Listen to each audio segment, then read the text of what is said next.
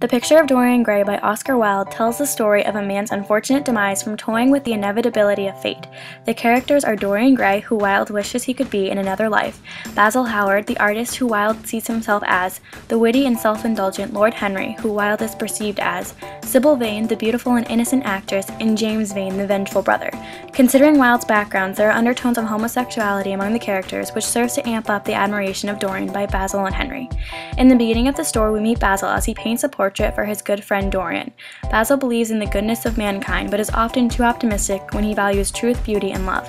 He sees such beauty in art, but fails to recognize the damaging powers of beauty in the real world. Lord Henry, another one of Basil's friends, marvels at Dorian's beauty, innocence, youth, and sheer perfection. Henry wants to meet Dorian, but Basil won't let him. Henry meets Dorian anyway, but it is not long until Dorian becomes corrupted by the idea of beauty from Henry. This brings us to our first theme. Dorian is so infatuated by his own youth and beauty.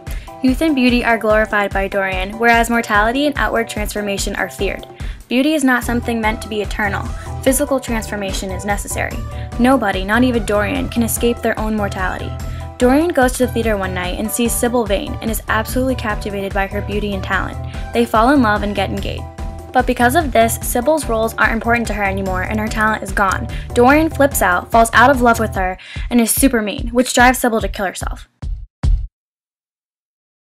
Suddenly at home, his picture seems strange. We realize now that there are two parts to Dorian, the human being and the picture, or the physical depiction of his soul.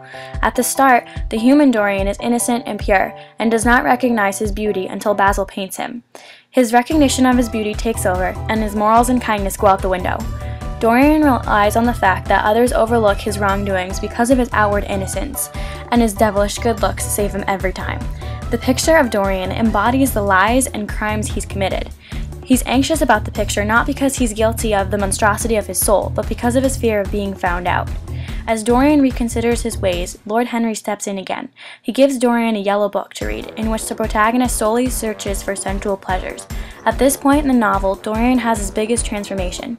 We now see Lord Henry's manipulative ways. Lord Henry is self-indulgent and corruptive, yet he is masked by wittiness. He has no interest in doing good for humanity and no concept of a moral compass. He lives for pleasures and takes great pride in the fact that he created this perfect being through Dorian. Fast forward many years to Dorian's 38th birthday when Basil pays him a visit. Dorian hasn't aged at all. At this point in the novel, the theme of friendship can be analyzed. Each character has a different idea of what friendship means.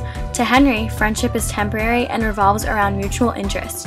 Basil's friendship comes with loyalty and devotion, as we see when he so caringly checks on his old friend. Dorian's friendship is called into question later on in the novel when he kills Basil and only seeks Henry's help out of selfish desperation. Rumors of Dorian's actions around town are questioned by Basil when he visits, wondering if it's all true. Dorian shows Basil the portrait, which of course comes as quite the shock. The next theme is innocence, which calls into question its existence in the novel. At this point, Dorian's innocence is completely tainted. Sybil's innocence makes her vulnerable enough to commit suicide, and Basil's persistent belief in the innocence in Dorian gets him killed.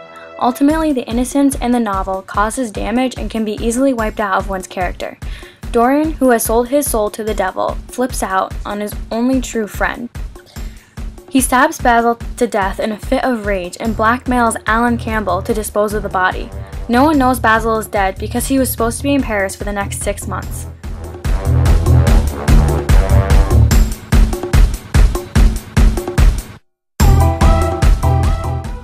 On the side, James Vane, big brother of dead Sybil, seeks revenge on Dorian.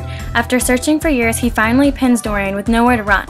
However, Dorian cleverly escapes using his abnormally youthful looks as an alibi. James Vane is motivated and thirsty for revenge, yet his character is protective and loving. He is an all-around good guy and he even feels bad when he almost kills a supposed wrong man. James ends up dead in a freak hunting accident. This is the third death indirectly caused by Dorian, one of his own hand. At this point, Dorian questions the actions of his past. He seeks help and advice from Henry, who turns out to be of no assistance.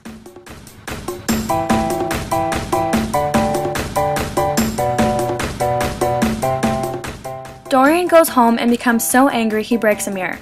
When he sees his portrait, he has the desire to do good so it will be beautiful again.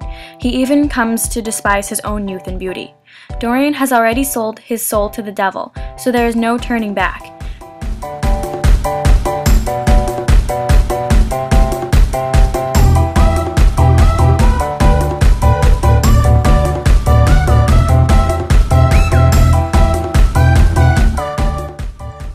takes a knife to the painting, the same one he used to kill Basil, in hopes of destroying it.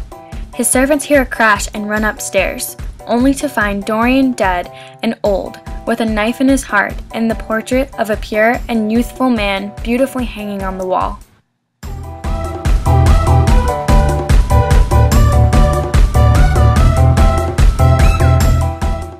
As Oscar Wilde explains in the preface, this novel is a warning. He's telling people to watch out for mankind and demonstrates through the picture of Dorian Gray what vain beauty has the power to do.